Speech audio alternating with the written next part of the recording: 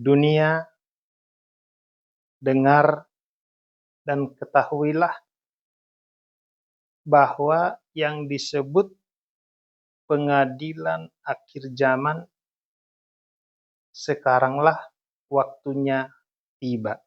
Sang hakim adil bertugas hanya sebatas menyajikan pemberitahuan yang benar dan yang sebenarnya saja. Selanjutnya, masing-masing oranglah yang menentukan vonis final bagi dirinya, yaitu menerima atau sebaliknya. Inilah antara lain yang sebenarnya itu. Semua ajaran tentang Tuhan yang tersaji selama ini tidaklah demikian benar adanya, alias salah, sesat, dan menyesatkan. Ajaran yang tersaji adalah ajakan bertuhan ke bukan Tuhan yang sebenarnya. Yesus bukanlah Kristus Juru Selamat, apalagi Tuhan, melainkan calon Tuhan yang berbalik sangat durhaka pada Yang Maha Tinggi, yaitu Maha Leluhur. Yesus bukanlah Kristus Juru Selamat, apalagi Tuhan, melainkan calon Tuhan yang berbalik sangat durhaka pada Yang Maha Tinggi, yaitu Maha Leluhur. Yesus adalah antikristus, penjerumus dan penyesat umat manusia, alias penghulu setan yang kemudian menerima hukuman kekal paling terburuk sepanjang sejarah. Mempersaksikan Yesus sebagai sosok sangat mulia ataupun sosok sangat hina, bagi Yesus sendiri sudah sama saja. Bedanya, mempersaksikan Yesus sosok sangat mulia sama dengan menggiring umat manusia sangat berharap ke yang sudah tidak berdaya. Nilainya adalah sangat jahat, yaitu menyesatkan. Celaka orang sesat, lebih celaka penyesat. Sebaliknya, mempersaksikan Yesus sosok sangat hina sebagaimana fakta adanya sama dengan mencegah umat manusia agar jangan sangat berharap ke yang bukan saja sudah tidak berdaya, tapi juga sangat terhukum. Nilainya adalah sangat positif, yaitu melawan atau mencegah penyesatan. Sukacita orang selamat, lebih sukacita penyelamat. Di balik kata-kata hina tentang Yesus, tersembunyi madu nikmat yang menghidupkan. Bacalah narasi diri Yesus yang tersaji di Alkitab dengan utuh, jeli, dan cermat. Yesus berkata, semua dosa diampuni kecuali menghujat Roh Kudus. Tapi dia sendiri pelaku sangat frontal menghujat Roh Kudus. Baca Matius 4 ayat 1-12 pada adegan yang disebut pencobaan di padang gurun. Peristiwa padang gurun bukanlah adegan mencobai, melainkan adegan sangat sakral. Lanjutan dari dibaptis yang bermakna dibersihkan, berpuasa 40 hari 40 malam yang bermakna dikosongkan, untuk kemudian diisi kuasa seucap nyata, jaminan bebas dari celaka, dan kuasa atas seluruh dunia. Namun, Yesus justru bersifat sangat buruk. Dengan kesombongan sangat, justru menolak ketiga hal tersebut, bahkan sangat keji menghujat sang bait full Roh Kudus saat itu, yaitu Yohanes Pembaptis, dengan kalimat enyahlah iblis. Yesus pun jadinya hanya diberi pesangon seucap nyata selama masa sesaat sebelum kemudian diberi hukuman kekal paling terburuk sepanjang sejarah. Hal yang sama juga menimpa dan akan menimpa kaum pemuja dan pengikut fanatik Yesus, terlebih para pemuka gereja. Ada buah, pohon, pemilik. Jangan terbuai pesona dan nikmat buahnya saja, tapi abai pohon dan sang pemilik ladangnya. Saya mau menjelaskan juga yang sebenarnya bahwa sesungguhnya jabatan Tuhan selama ini masih kosong. Sesungguhnya yang terjadi adalah demikian. Manusia pertama, maha leluhur, adalah satu diri dua pribadi. Two one, dibaca dwi tunggal. Maha leluhur kemudian menciptakan mak luhur wanita pertama, satu-satunya yang diciptakan.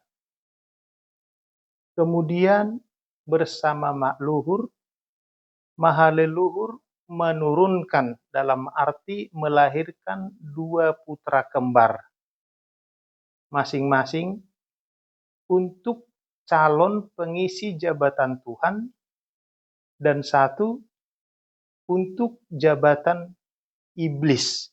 Iblis itu artinya saya memberkati atau aku memberkati. Putra sulung ditetapkan sebagai raja nabati. Putra bungsu ditetapkan sebagai raja hewani.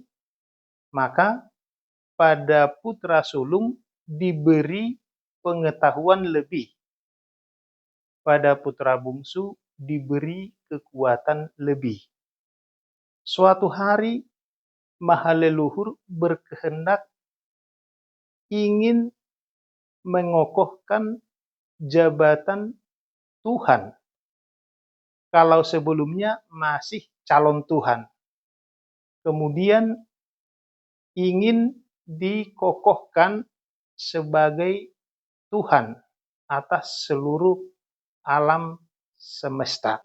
Untuk itu, maha leluhur meminta sang kedua putra untuk membuat persembahan dalam arti sajian, kolaborasi antara unsur nabati dan unsur hewani. Jadi bukan sesajen, tetapi sajian atau makanan yang bisa dinikmati. Namun yang terjadi, kedua putranya tersebut justru melakukan kurban bakaran yang berujung jadi debu atau abu bakar. Hal tersebut tentulah sangat mengecewakan bagi maha leluhur. Sehingga janji untuk mengokohkan jabatan Tuhan definitif kepada sang putra sulung menjadi tidak terjadi. Karena merasa kecewa, sang putra sulung kemudian prasangka buruk tentang sang saudara kandungnya yang adalah adiknya. Maka terjadilah niat yang kemudian diwujudkan, yaitu membunuh sang adik yang adalah saudara kandung sendiri. Ketika ditanya oleh maha leluhur di mana keberadaan sang adik, sang putra sulung kemudian berdusta. Jadi sampai di sini ada 3 dosa besar yang dilakukan sang putra sulung. Pertama, beribadah ritual salah tuju. Kemudian membunuh. Kemudian berdusta. Atas kejadian tragis tersebut, Maha Leluhur kemudian menggeser posisi putra sulung calon Tuhan menjadi pengisi jabatan Raja Hewani yang kemudian disebut iblis. Sehingga jabatan Tuhan menjadi kosong hingga sekarang ini. Setelah posisi tersebut digeser, Maha Leluhur memilih moksa. Maka tinggallah putra sulung dan sang ibu yang kemudian terjadi incest, anak menjadi suami, ibu menjadi istri. Sang putra sulung yang adalah leluhur utama kita semua, leluhur umat manusia semua bersama mak luhur, kemudian menurunkan atau beranak pinak, menurunkan yang leluhur kita terturun-temurun hingga ke kita sekarang ini. Oleh karena leluhur utama kita sudah ternoda oleh dosa, maka semua keturunannya menjadi disebut setan, yaitu berasal dari kata netas. Jadi ada permainan atau utak-atik aksara untuk kata, utak-atik kata untuk kalimat, utak-atik kalimat untuk narasi. Jadi setan itu berasal dari kata netas, artinya keturunan. Maka ada sebutan keturunan ular beludak. Nah, keturunan ini adalah keturunan yang berdosa, sehingga hidup susah. Kemudian bertanya, mengapa terjadi hidup susah? Nah, di sini sekali lagi leluhur utama kita mengarang cerita fitnah, seolah Maha Leluhur adalah pelaku dosa dan penerima hukuman yang dikenal dengan peristiwa makan buah pohon terlarang. Narasi inilah yang menjadi dosa warisan terturun-temurun yang terpelihara dan lestari oleh agamawan. Karena Maha Leluhur sangat mencintai, tidak mau gagal dengan rencana semula, maka diadakanlah drama kenabian untuk melahirkan seorang sosok insan yang menjadi tunggangan raga, rumah hidup atau kendaraan baginya. Sayalah setan pertama yang keluar dari kawanan setan, kemudian memilih sujud menyembah iblis yang juga diperankan oleh salah satu titisan. Aksi saya tersebut di luar dugaan membuka tirai yang membawa saya mencapai titik mengenal dan berdialog atau berinteraksi, bahkan manunggal raga dengan maha leluhur. Narasi kronologis tentang perjalanan ini ada dan cukup lumayan panjang. Nah, pencapaian saya ke titik tersebut membuat saya diberi amanah untuk menjadi hakim adil, yaitu menyajikan atau memberitahu yang sebenarnya. Jadi apa yang saya sampaikan adalah berasal dari maha leluhur sendiri, sang maha mengetahui segala sesuatu. Bukan karangan saya, bukan persepsi saya, dan bukan juga kata orang. Tujuan pemberitahuan ini adalah mengundang atau menseleksi setiap orang yang mau percaya untuk kemudian menjadi keluarga surgawi, hidup kekal abadi di bumi dalam damai dan sejahtera, tidak terjadi mati. Dalil-dalil pembenarnya semua ada di kitab-kitab agama. Untuk lebih mengetahui, di sini saya menulis satu kitab kehidupan dan kunci yang bisa Anda baca di e-book yang nanti ditunjukkan di layar. Buku ini menjadi setara tiket yang harus dimiliki setiap orang sebagai bukti dia menerima. Anda bisa mendaftarkan diri dengan komentar di kolom komentar, sebut nama Anda bin ayah Anda dengan mengatakan saya menerima.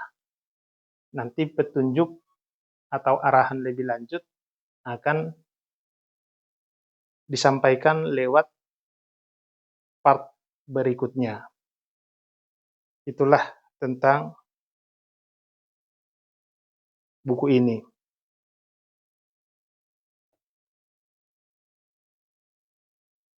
Saya ingin kembali menjelaskan struktur yang sebenarnya itu adalah maha leluhur, makluhur, leluhur utama, isa asiluhur, yaitu arwah keramat, saudara kembar dari leluhur utama yang dibunuh itu. Nah, jadi yang selama ini disaksikan beberapa orang, dua sosok yang sering tampil agak menjaga jarak itu adalah maha leluhur dan isa asiluhur. Adapun leluhur utama bertugas sebagai penjaga bumi dan berdiam di gunung. Sedangkan makluhur berperan setara bendahara alam semesta yang berkediaman di samudra. Saya juga ingin lebih menjelaskan kembali bukti Yesus menghujat iblis yang saat itu diperankan oleh Yohanes Pembaptis. Padang gurun adalah tempat tinggal Yohanes Pembaptis. Di Alkitab tertulis, ia tinggal di padang gurun. Tentu adalah hal mustahil seorang nabi Allah yang maha tinggi tinggal bersama makhluk jahat di padang gurun. Bukti Alkitabnya ada juga di Matius 4 ayat 1 sampai 12. Dan yang menarik di sini ada pada ayat 12, yaitu pasca Yesus mengucapkan kalimat enyahlah iblis, maka diikuti kalimat berikutnya atau ayat berikutnya. Tetapi setelah Yesus mendengar Yohanes ditangkap, menyingkirlah ia. Jadi ayat ini memberi petunjuk bahwa sosok yang disebut iblis di padang gurun itu adalah Yohanes Pembaptis. Hal ini dikuatkan di Nas Matius 11 ayat 1 sampai 12. Ketika Yohanes di dalam penjara, ia mengutus muridnya untuk bertanya kepada Yesus. Tetapi Yesus justru unjuk kesombongan atas prestasi yang dia terima. Padahal prestasi itu adalah pesangon berupa kuasa seucap nyata saja. Sedangkan jaminan bebas dari celaka tidak ia terima, juga kuasa atas seluruh dunia. Kalau Anda baca jeli, maka selain Yesus unjuk kesombongan, Yesus juga sangat menghina dan merendahkan Yohanes plus memfitnahnya. Kalimat merendahkan itu adalah dari semua yang dilahirkan perempuan tidak ada yang lebih besar dari Yohanes Pembaptis. Tetapi yang terkecil di kerajaan surga lebih besar dari Yohanes. Yesus yang mengaku sebagai putra pemilik surga, putra mahkota, jelas unjuk kesombongan dengan kalimat tersebut. Jelas menunjukkan bahwa isi kalimat itu bermakna bahwa Yohanes jauh lebih rendah atau jauh lebih kecil dibanding Yesus.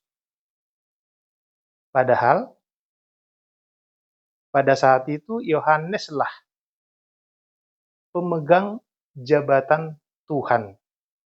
Itu dikuatkan dengan hidung Zakaria yang berkata, "Engkau adalah Nabi Allah yang Maha Tinggi." Jadi Yesus pada saat itu adalah calon Tuhan.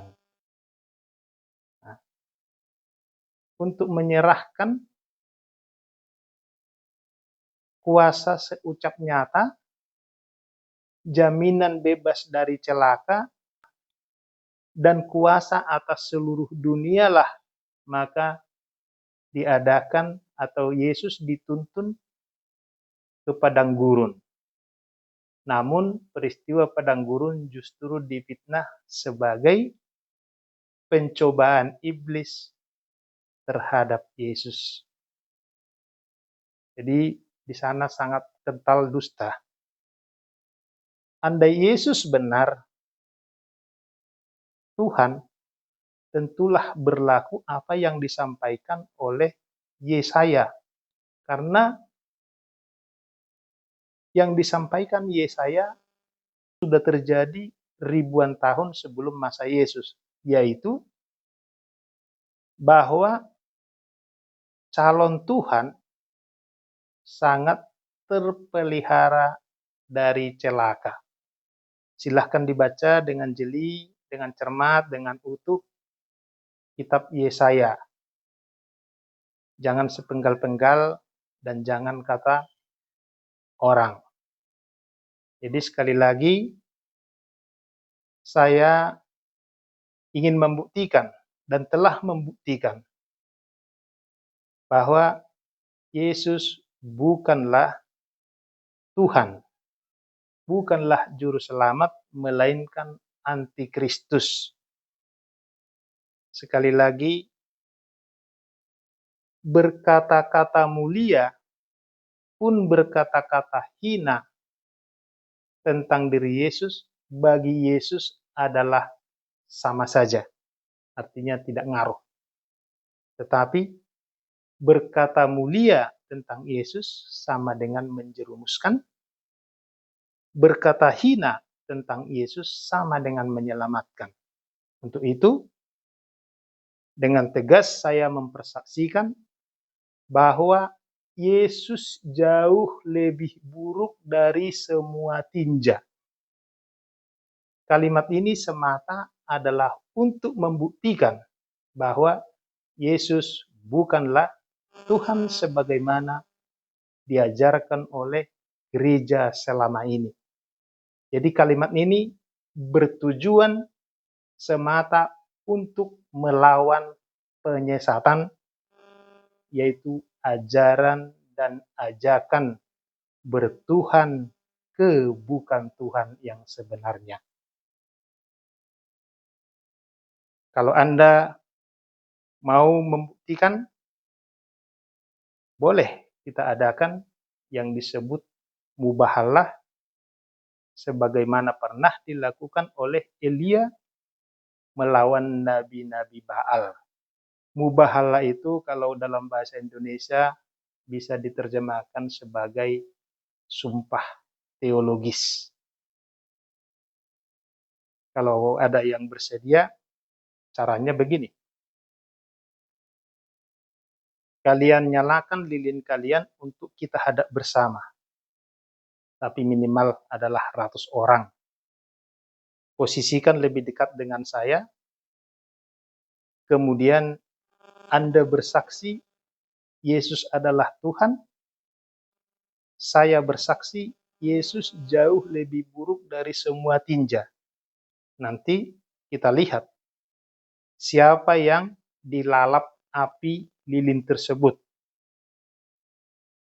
Tetapi saya beritahu bahwa pihak yang dilalap api tersebut akan menjadi bara selamanya. Tidak ada padamnya. Kalau Anda ada yang benar-benar membuktikan iman Anda, ayo boleh kita laksanakan di lapangan terbuka. Kapan silakan Anda tentukan. Saya akan hadir. Tidak main-main. Tetapi itu tadi sekali lagi, resikonya adalah siapa yang di antara kita nanti yang dilalap api tersebut dan menjadi bara selamanya. Tapi itu hanya berlaku bagi yang bebal hati, ngeyel, dan membantah. Dan perlu saya sampaikan, pemberitahuan ini sifatnya adalah sajian untuk menjadi pilihan bebas, bersih dari paksaan, melarang paksa, pun menyuruh paksa. Jadi memilih itu didasarkan oleh kehendak pribadi masing-masing karena pada setiap pilihan sudah melekat konsekuensinya, yaitu selamat dan atau sebaliknya.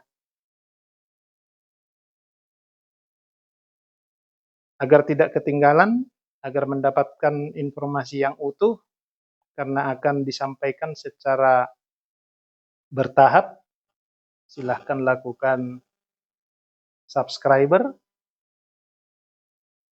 dan komentar seperti yang sudah disampaikan tadi, yaitu sebutkan nama Anda, bin ayah Anda, kemudian katakan saya menerima.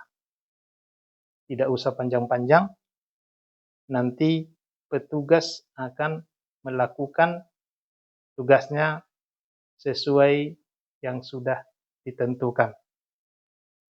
Untuk edisi ini, sampai di sini dulu. Saksikan edisi atau saksikan part-part selanjutnya.